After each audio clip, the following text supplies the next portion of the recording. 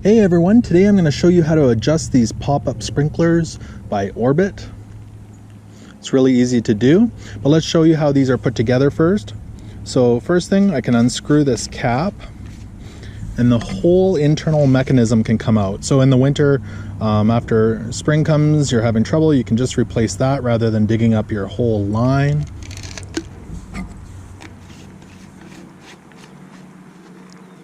The second portion is this sprinkler head.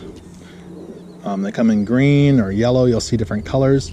You can unscrew that and there is a little filter underneath there. Sometimes that gets clogged and you can clean that out and your sprinklers will run better as well. So in order to adjust these units, when the water sprays into the head, this head pops up.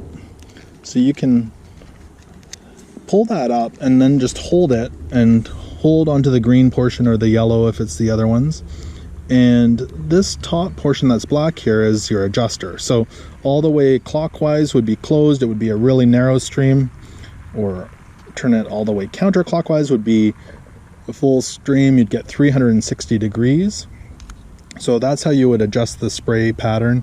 Hold on to this green portion and rotate it counterclockwise or clockwise at the top.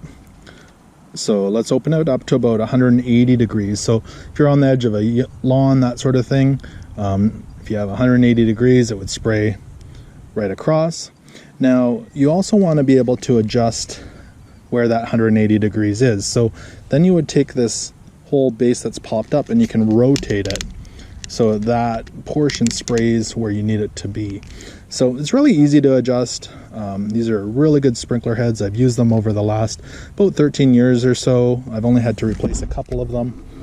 They're quite reasonable in price. They're about $5 a piece. So if you have any questions, please leave them in the comments below. I'd love to help you out, or you can subscribe. I've got more videos coming up.